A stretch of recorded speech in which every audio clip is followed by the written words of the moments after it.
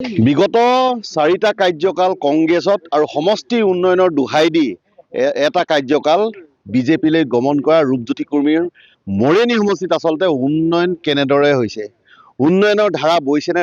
ৰাজ্য চৰকাৰে যি ঢাক ঢোল বজাইছে যে আমি পকীপথ নিৰ্মাণ কৰিছোঁ গাঁৱে ভূঞে বাগিচাই অঞ্চলে, কিন্তু এই প্ৰকৃততে কিমান সঁচা সেয়া দেখুৱাবলৈ আমি আজি উপস্থিত হৈছোঁ মৰিয়নিৰ চিনাতলি গাঁৱত। মই পোনপ্ৰথমে এক দৃশ্য দেখুৱাম। ইয়াত পুৰুষ মহিলা সকলো সমবেত হৈছে। আচলতে তেওঁলোক সমবেত হোৱা মূল উদ্দেশ্য হ'ল এই চিনাতলি গাঁৱত থকা যিটো মূল পথ, আচলতে পথৰ বিধ্বস্ত ৰূপ। বছৰ বছৰ ধৰি এই পথছোৱা নিৰ্মাণ নোহোৱাৰ ফলত আজি পুৰুষ মহিলাসকল ওলাই আহিছে। তেওঁলোকে এই পথছোৱা নিৰ্মাণ কাৰ্য নিজেই কৰিছে। তেওঁলোকে বছৰ বছৰ ধৰি এই পথৰ জমৰ যন্ত্ৰণা ভুগি আহিছে। মোৰ লগত মহিলা কেইবাগৰাকী আছে। প্ৰথমে আপোনাৰ ওচৰলৈ যাম। কিমান বছৰৰ পৰা এই পথছোৱা এনেদৰে বেয়া হৈ আছে? সেইটো ক'ব মোক অনা 86ৰ পৰা তাৰমানে এনেকুৱা পৰ্যায়ত, তাৰ আগততো আমি ক'ব নোৱাৰিম। 86ত মোৰ বিয়া হৈছে, তেতিয়াবা সেইডোখৰ পৰা একদম ল'ৰা ছোৱালী খোজ কৰাই আনিছে। তাৰমানে তেনেকুৱা অৱস্থা, ইমান ৰাস্তা বেয়া। তাৰমানে এতিয়ালৈকে একো ভাল ৰাস্তা দেখাই নাই। আৰু ধনো এইটো ৰাস্তাই নাহেই, তেওঁ ভাল ৰাস্তাহে যায়। এইটো আমাৰ গাঁৱৰ ৰাস্তাত নোসোমায়। সেইকাৰণে মুখ্যমন্ত্ৰীক আমি ইয়াৰ আপোনালোকৰ চেনেলৰ দ্বাৰাই অনুৰোধ জনাইছোঁ যাতে আমাৰ ৰাস্তাটো অতি সোনকালে ভাল কৰি দিয়ে।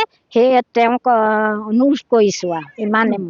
অতি পৰিতাপৰ বিষয়। 1986 চনৰ পৰা তাৰ আগৰ পৰাই এই পথছোৱা আচলতে এনেদৰে আছে আৰু বৰ্তমানেও কিন্তু কোনো ধৰণৰ এই পথছোৱা নিৰ্মাণ কাৰ্য হোৱা নাই।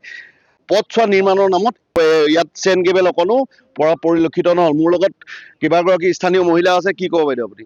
কিন্তু পথছোৱাই কিমান জ্বলা কলা খুৱাইছে আপোনাক? ছাৰ মানে বহুতেই জ্বলা কলা খুৱাইছে। এতিয়া ল'ৰা ছোৱালী আমাৰ বিশেষকৈ সৰু সৰু ল'ৰা ছোৱালীবিলাকে আমাৰ মাকবিলাকৰ বহুত কষ্ট হয় ন। স্কুটিত যদি লৈ যাব লাগে হয়, তেনেকৈ মানে পটককৈ পৰি যায়, আকৌ ঘৰলৈ আহিব লাগে, আকৌ কাপোৰ মানে এনেকৈ কেতিয়াবা খৰধৰ হয় ল'ৰা ছোৱালী লৈ যাবলৈ। তেনেকৈ মানে আমাৰ আৰু এতিয়া বেমাৰী আজাৰী হ'লে মানে ডক্টৰ ওচৰত নেপাবগৈ, তেনেকুৱা অৱস্থা। মানে এতিয়া কিছুমান প্ৰেগনেণ্ট লেডিও থাকে ন আমাৰ ল'ৰা ছোৱালী, সেনেকৈ লৈ যাবলৈ হ'লে আমাৰ মানে ইয়াতে যে মানে কিবা এটা হৈ যাব ঘটনা, তেনেকুৱা নিচিনা। এতিয়া সেইকাৰণে আমি সেইটোকে কৈছোঁ যে আমি এতিয়া ওচৰৰ মানে মানুহৰ পৰা পইচা চইচা খুজি যেনেকৈ কৰিছোঁ, আগতে কৈছে তেনেকৈ পইচা আমি খুজি যে ঘৰ 500, কোনোবাই 200 দিয়ে, তেনেকৈ আমি ৰাস্তাটো বনাইছোঁ। আৰু সেই চবৰে যদি গোটেই মানে চবৰে যেতিয়া হৈছে, গোটেই দেশখনতে হৈছে মানে ৰাস্তাৰ নিৰ্মাণ, আমাৰ ইয়াত কেলৈ থাকি যাব মানে, সেইটো কথা। আৰু পালে মানে চবেই পাব লাগে, চবৰে ভাল হ'ব লাগে। আমাৰ দেখি লোকৰ ৰাস্তা দেখি আমাৰো বেয়া লাগে ন, যে আমাৰ ইয়াতো ইমান উন্নতি হৈছে, কিছুমান হোৱা নাই। এক্সিডেণ্টটো বহুতেই হৈছে, আজি কালি পৰহি হৈছে, তাৰ আগতো হৈছে।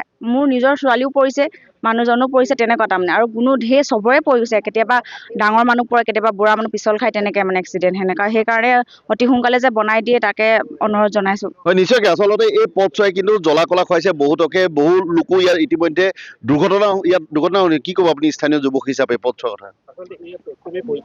ক'বলৈ অতি লাজৰ বিষয়। আমাৰ যি চিনাতলি মূল ৰাস্তা, চিনাতলি গাঁৱৰ মূল ৰাস্তা বুলি ক'লে এইভাগে পৰে।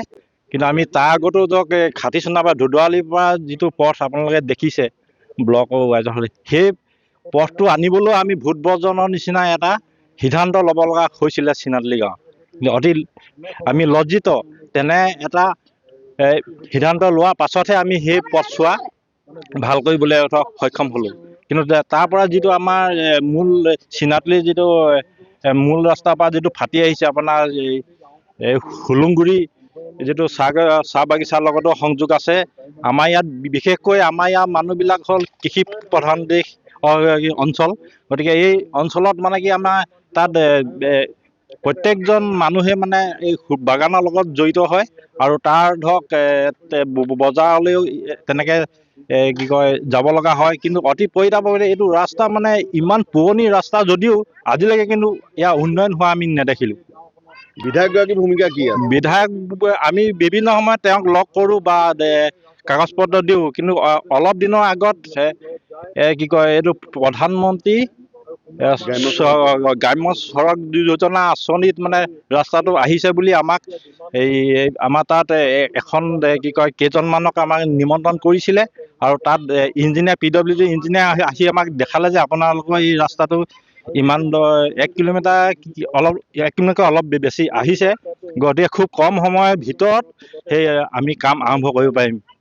কিন্তু আজি এতিয়া এবছৰ হোৱাৰ পাছতো আমাৰ যি এটা ইলেকশ্যন আহি আছে তেতিয়ালৈকে কিন্তু আমাৰ সেই কাৰ্যত মানে আমি ইয়াত একো হেৰি কি কয় ফলপ্ৰসূ নেদেখিলোঁ। গতিকে আমি ভাবিছোঁ যে বিধায়ক মহোদয়ৰ যোগেদি আমি কি কয় মুখ্যমন্ত্ৰী মহোদয়ক জনাইছোঁ, আপুনি যে কয় যে উন্নয়ন হৈছে কিন্তু উন্নয়ন ক'ত হৈছে? আমি আৰু আমাৰ বিশেষকৈ এইটো আমাৰ বেয়া লাগে যে গ্ৰাম্য অঞ্চল আমাৰ অসমীয়া গ্ৰাম্য অঞ্চলক কিবা চৰকাৰখনে কিবা নেগলেক্ট কৰিছে নেকি।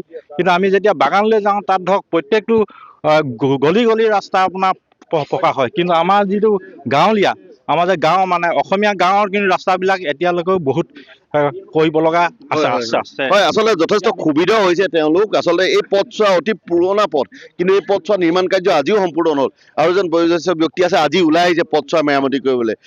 বিধায়কগৰাকীয়ে চকু কাণ নিদিয়ে নেকি এই পথৰ? বিধায়কে চকু কাণ নিদিয়ে। বিধায়কক আমি এইটো কথাই বুজিব পাৰিছোঁ যে বিধায়কে বাগানীয়া অঞ্চলবিলাকত ইমান সুন্দৰকৈ কামবিলাক কৰিছে, ৰাস্তাবিলাক পকীকৰণ কৰিছে, কিন্তু আমাৰ অসমীয়া আমি খিলঞ্জীয়া পুৰণা খিলঞ্জীয়া মানুহ, আমাৰ ৰজাদিনীয়া মানুহ, আমি ৰজাদিনৰ পৰা আমি ইয়াত আছোঁ, বাস কৰিছোঁ, আমাৰ পূৰ্বপুৰুষসকল ইয়াতে মৰি গৈছে, পূৰ্বপুৰুষসকল পাৰ হৈ গৈছে, কিন্তু আজি পৰ্যন্ত এই ৰাস্তাটো আৰু এই ৰাস্তাটোৱে নহ'ল, এই ৰাস্তাটোৱে অকল নহয় আৰু বহুখিনি উন্নয়নৰ কথা আছে, কিন্তু সেইখিনিও আমাক একো হোৱা নাই আৰু এই ৰাস্তাটোতো একেবাৰে একোৱেই হোৱা নাই। গতিকে আমাক অতি সোনকালে এই ৰাস্তাটো বনাই দিব লাগে। যদি নবনায়, মই বাৰম্বাৰ কৈছোঁ যে ইয়াৰ বিকল্প ব্যৱস্থা হ'বই, কাৰণ নহ'লে আমাৰ উপায় নাই তাৰমানে। গতিকে এই ৰাস্তাটো যদি সংযোগী পথ, এই ৰাস্তাটো অতি সহজে বনাব পাৰে।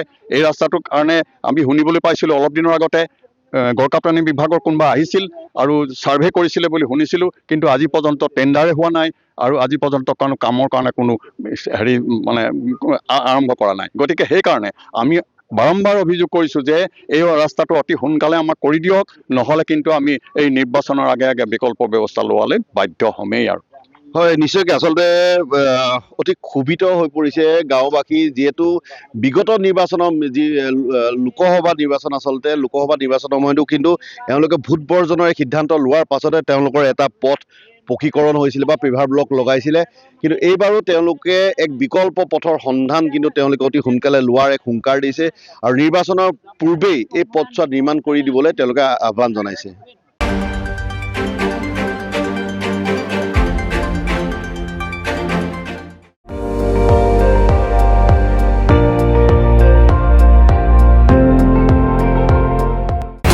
আপুনি চাই আছে ND24, সৰ্বশ্ৰেষ্ঠ নহয় সৰ্বোত্তমৰ দৌৰত।